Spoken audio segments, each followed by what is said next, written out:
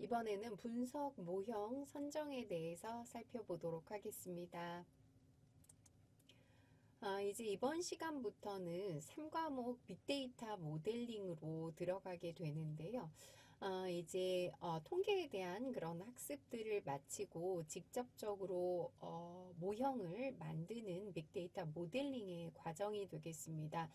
다른 과목에 비해서 굉장히 분량이 많은 편이고요. 그리고 굉장히 다양한 기법들이 나오기 때문에 공부하실 양이 좀 많을 것 같습니다.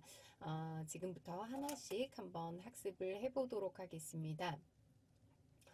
빅데이터 모델링이라는 것은 간단하게 얘기하면 모델, 즉 모형을 만든다라고 할 수가 있는데요. 우선 분석 모형이라는 것은 무엇인지 한번 정리해 보도록 하겠습니다. 분석 모형 또는 우리가 모델이라는 말을 많이 사용하게 되는데요. 이것은 복잡한 현실 세계의 데이터를 이해하고 예측하며 결정을 내리기 위해서 사용되는 수학적이고 통계적인 모델이다라고 되어 있습니다. 아래쪽에 그림을 보시면 이제 앞쪽의 과정들을 우리가 학습을 했던 것인데요. 우선 데이터베이스 안에 굉장히 많은 데이터들이 저장되어 있는데요. 그것으로부터 분석을 할 데이터셋을 수집하게 됩니다. 그 다음 데이터를 학습시켜서 모델을 만들게 되는데요. 이 모델을 만드는 과정이 여기에 보시면 슈퍼바이스드 러닝 뒤에 이제 설명을 드리겠지만 지도 학습이라고 얘기를 하고요. 그 다음 unsupervised learning은 비지도 학습이라고 얘기합니다. 이것 이외에도 reinforcement learning이라고 되어 있는데요. 이건 강화 학습이라고 합니다. 다양한 방식을 통해서 이 데이터를 학습을 해서 모델을 만들게 됩니다. 모델을 만든 다음에는 그것을 가지고 다른 데이터셋을 테스팅해서 이 모델을 평가하고 그 다음 좋은 모델이라면 그것을 통해서 프리딕션, 즉 예측을 하는 데 활용한다라고 과정이 정리가 되어 있는데요. 분석 모형을 다시 얘기해 보면 분석 모형은 데이터로부터 얻은 인사이트를 통해서 굉장히 강조해드린 용어죠. 우리 통찰이라고 얘기를 하는데요. 인사이트를 통해서 구체적이고 측정 가능한 가치, 즉 밸류를 창출하게 된다는 것입니다. 이것을 바탕으로 조직이나 개인이 전략적, 효율적인 의사결정을 내리는데 필수적인 도구다라고 할 수 있습니다. 그러니까 우리가 데이터를 통해서 모델을 만들고 그 모델을 통해서 인사이트와 밸류를 창출하고 그것을 이용해서 또 효율적인 의사 결정을 내릴 수 있다라는 그런 의미가 되겠습니다. 그런데 이 모델은 뒤에 이제 여러 가지 분석 기법들을 학습하시겠지만 이 모델이란 것을 너무 어렵고 거창하게 생각하실 필요는 없을 것 같고요. 어떤 식이 만들어진다. 그런데 그 식에 우리가 데이터들을 대입했을 때 그것을 통해서 분류나 또는 예측 같은 것을 할 수 있다라고 생각을 해주시면 되겠습니다. 다음은 우리가 조금 애매하게 생각이 되어지는 범위들이 되겠는데요. 통계라는 것과 또는 데이터 마이닝이라는 용어도 많이 사용하고요. 머신러닝, 딥러닝, 인공지능 이런 용어들을 혼용해서 사용하고 있기 때문에 우선 용어에 대해서 좀 정리를 해볼 필요가 있지 않나라는 생각이 듭니다. 그런데 이 부분들을 용어를 좀 혼동해서 쓰는 이유는 이것들이 굉장히 밀접한 연관을 갖고 있기 때문입니다. 그래서 여기에 보시면 통계 분석과 데이터 마이닝, 머신러닝 이 세 분야는 굉장히 밀접하게 연관되어 있고 데이터 기반의 의사 결정에 있어서 중요한 역할을 한다라고 되어 있는데요. 지금 아래쪽의 그림을 보시면 우선 이 부분이 통계가 되겠고요. 통계와 그 다음 데이터 마이닝, 머신러닝 이런 분야들이 모두 좀 그 공통점이 많다, 좀 겹쳐지는 부분이 많다라고 볼 수가 있습니다. 그래서 이런 데이터 마이닝이라든지 그다음 머신러닝이라는 학문 아래는 통계가 베이스가 된다는 것은 다 아실 것 같고요. 사실 이 데이터 마이닝이라는 용어는 굉장히 오래전부터 사용이 되어 왔습니다. 그래서 통계학자들이나 또는 데이터베이스 학자들이 아주 많이 사용을 했던 용어들이 되겠는데요.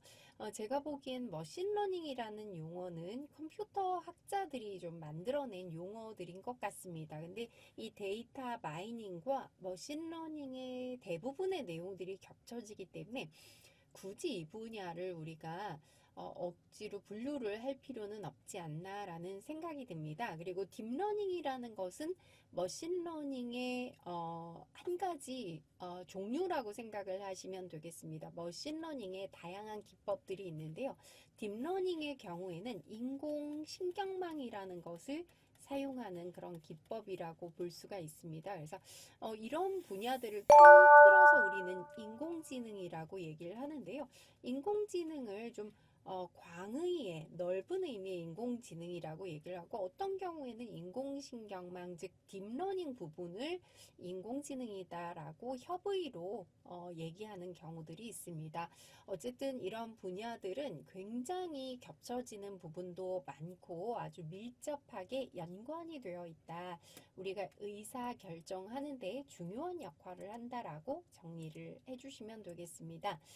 그러면 우리가 이 과목에서 통계 분석에 대해서 정리를 해봤는데요. 통계 분석이라는 것은 데이터를 수집, 분석, 해석해서 데이터에서 정보를 추출하고 불확실성을 줄이며 의사결정을 역시 지원하는 과정이다라고 볼 수 있습니다. 그러니까 우리 앞서 이 통계학이라는 것은 기술 통계학, 즉 descriptive statistics와 그 다음에 추론 통계, inference라고 얘기를 하죠. 기술 통계 분야와 추론 통계 분야가 있습니다. 그러니까 기술 통계라는 것은 주로 데이터를 요약하고 설명하는 방법에 중점을 두는 것인데요. 여러 가지 요약 통계값, 평균, 중앙값, 표준, 편차, 분산 이런 거 다 공부를 했고요. 다양한 요약 통계값과 또 여기에 이제 시각화까지 사용을 해서 데이터를 주로 정리, 요약하고 설명하는 데 중점을 두게 됩니다. 그런데 추론 통계라는 것은 이 그 표본의 통계량들을 이용해서 모집단에 대해서 추론을 하는 과정이고요.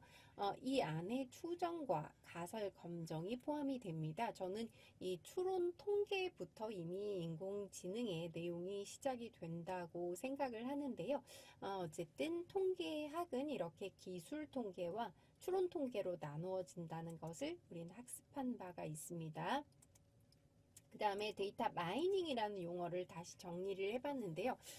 데이터 마이닝에서 마이닝이라는 것은 그 광산에서 광물을 캐는 것을 즉 채굴하는 것을 마이닝이라고 얘기를 합니다. 즉 데이터로 이루어진 광산에서 채굴을 해서 뭔가 인사이트를 발견해낸다라고 생각하시면 되겠고요. 대규모의 데이터에서 유용한 인사이트를 발견하고 이것을 분석해서 가치를 창출한다. 계속 인사이트와 가치라는 말이 나오게 되고요. 그 결과를 의사 결정에 반영하는 과정이 되겠습니다. 그래서 데이터 마이닝에서는 보통 그 기법들을 이렇게 분류를 하는데요. 여기에 보시면 분류와 예측 또는 회귀라고 되어 있는데요. 사실 이 부분이 뒤에서 설명하는 머신러닝에서 설명하는 지도학습의 분야가 되겠습니다. 지도학습이고 아래쪽에 나와 있는 것들은 비지도에 포함된다라고 볼 수 있는데요. 우선 지도학습에서 분류라는 말을 사용하게 됩니다. 클래시피케이션이라는 말을 사용하고요. 또 예측 또는 회귀라는 말을 많이 사용하는데요. 이 두 가지의 큰 차이점을 반드시 알고 계셔야 되는데요. 분류라는 것은 주로 범주형에 사용하는 용어가 되겠습니다. 그래서 여기에 보시면 데이터를 미리 정의된 여러 그룹이나 클래스로 할당하는 것인데요. 예를 들면 개와 고양이를 분류하는 것이죠. 근데 이전에 중요한 것은 지도학습이기 때문에 개와 고양이 사진에 레이블, 즉 정답이 모두 붙어 있고요. 그것을 학습한 것을 토대로 해서 새로운 개와 고양이의 사진이 들어왔을 때 이것을 분류하게 해준다는 것입니다. 그런데 우리가 보통 예측 또는 회귀라는 말을 사용하게 되면 결과가 주로 연속형으로 나오게 되는데요. 즉 숫자 값으로 나온다고 생각하시면 되고 미래의 양상을 예측하거나 미래의 값을 추정하는데요. 주식 가격이 어떻게 될지 예측합니다. 주식 가격이라는 것은 연속형이 되겠죠. 그 다음에 비지도 학습으로는 연관 분석과 군집 분석이 있는데요. 연관 분석은 어떤 어, 그 물건을 판매할 때 많이 사용을 하는데요. 어떤 물건들이 좀 상호 관련성이 있는지를 알아봐서 이것의 연관성을 파악하는 분야가 연관 분석이 되겠습니다. 그 다음 군집 분석이라는 것도 이 군집이라는 것을 분류와 잘 구분을 하셔야 되는데요. 분류라는 말을 쓰면 이것은 지도학습에 해당이 되고요. 군집이라는 말을 사용하게 되면 비지도학습입니다. 그러니까 미리 답을 주지 않은 것이죠. 그래서 어떤 집단을 넣었을 때 컴퓨터가 스스로 어떤 동질성을 가진 것들을 구분하게 되는 것입니다. 그래서 동질성을 지닌 그룹별로 세분화하는 것을 군집 분석이다라고 얘기를 합니다. 그리고 기술 통계 분야들도 이 데이터 마이닝에서 중요한 역할을 한다고 볼 수가 있습니다. 다음은 머신러닝의 부분이 되겠는데요. 머신러닝, 인공지능의 한 분야다. 컴퓨터가 데이터를 통해서 학습하고 예측하는 능력을 개발한다. 이 머신러닝에서는 학습이라는 것을 굉장히 중요하게 생각을 합니다. 컴퓨터가 스스로 학습한다라고 볼 수 있고요. 데이터를 기반으로 해서 패턴을 학습하고 예측을 수행하는 알고리즘과 기술의 집합입니다. 그리고 딥러닝은 머신러닝의 한 분야인데요. 다층적인 인공신경망을 활용해서 복잡한 문제를 해결할 수 있도록 하는 방식이 되겠습니다. 그래서 딥러닝은 머신러닝의 한 분야다라는 거 기억하시고요. 이제 머신러닝에서는 지도학습, 비지도학습, 강화학습이라는 얘기를 사용하는데요. 지도학습이라는 것은 계속 강조해 드린 것처럼 레이블 또는 정답이 주어진 데이터를 이용해서 모델을 학습하는 방법이 되겠습니다. 그래서 레이블 또는 정답이라는 말을 사용하게 되고요. 주어진 입력 데이터에 대한 적절한 출력 데이터를 찾는 모델을 만드는 것이 목표다. 예를 들면 이렇게 y는 베타 0 플러스 베타 1x 요게 이제 선형 회귀 분석에서 만들어지는 모델의 식이 되겠는데요. 그럼 이런 식을 완성을 해준다는 거죠. 즉 베타 0와 베타 1을 만들어주게 되면 우리는 X값을 입력하게 되면 Y값을 알 수가 있는 것입니다. 이것을 통해서 예측을 할 수가 있다는 것이죠. 지도학습에는 앞서 설명드린 것처럼 분류의 문제가 있고요. 클래시피케이션, 요거는 주로 Y값, 결과가 범주형으로 나온다라고 설명을 드렸고요. 그 다음에 회귀, 리그레션의 경우에는 결과가 연속형으로 나온다라고 설명을 드렸습니다. 이게 지도학습이 되겠고요. 비지도학습은 이제 레이블이나 정답이 주어지지 않은 상태에서 컴퓨터가 학습을 해서 비슷한 것을 나눠주는 것이 비지도 학습이 되겠습니다. 그래서 데이터의 구조나 패턴, 우리가 몰랐던 구조나 패턴을 찾아주기도 하는데요. 여기에 대표적인 부분이 연관 분석과 군집 분석이 되겠습니다. 그 다음에 이제 강화 학습이 되겠는데요. 강화 학습은 여러분들 알파고 때 많이 들어보셨을 것 같습니다. 알파고가 이 강화 학습의 방식으로 학습을 했다고 하는데요. 이 알파고가 바둑을 들 때 처음에는 그 인간 전문가의 게임 기록을 학습을 했는데요. 그 뒤에는 그 지식을 습득한 다음에는 자기 스스로 굉장히 많이 대국을 두어서 수많은 게임들을 반복했다라고 하는데 그것이 강화학습이 되겠습니다. 에이전트가 환경과 상호작용하며 보상을 최대화하는 방향으로 학습하는 방법을 강화학습이라고 한다라고 했는데요.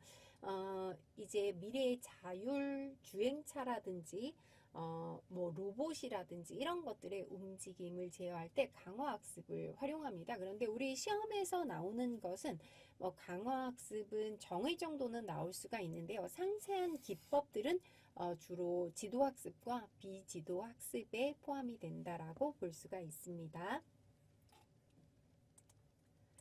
그럼 다음 페이지에는 제가 지도학습과 비지도학습 그리고 여기에 나오는 그 기법들을 한번 분류를 해놨습니다. 그래서 요거를 좀 미리 기억을 하신다면 쉽게 학습을 하실 수가 있을 것 같은데요. 우선 지도학습은 분류를 할 수 있는 기법, 회귀를 하는 기법, 그리고 두 가지를 모두 다 할 수 있는 기법 이렇게 나누어 봤는데요. 분류에는 로지스틱 회귀 분석, 나이브 베이즈 분류 같은 것이 있습니다. 회귀에는 선형 회귀 분석, 리치 회귀 분석, 라쏘 회귀 분석 이런 것들도 앞에서 이름 정도는 학습했던 기억이 나실 것 같고요.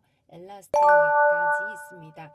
분류와 회귀를 모두 다 할 수 있는 기법으로는 의사결정나무, 서포트 벡터 머신, K 최근접 이웃 그리고 앙상블 기법에 배깅, 부스팅, 랜덤 포레스트가 있고 인공신경망이 있습니다.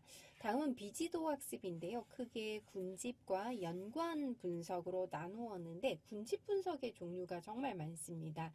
계층적인 군집 분석, 그리고 K평균 군집 분석, K매도이주 군집 분석, 혼합 분포 군집 분석, DB 스캔, 자기 조직화 지도 이런 것들이 있고요.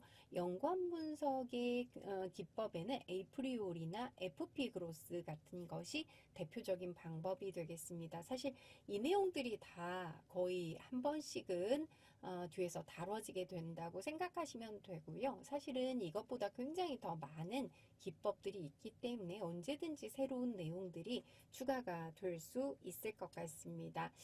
그러면 여기까지 분석 모형 선정에 대한 학습을 마치도록 하겠습니다.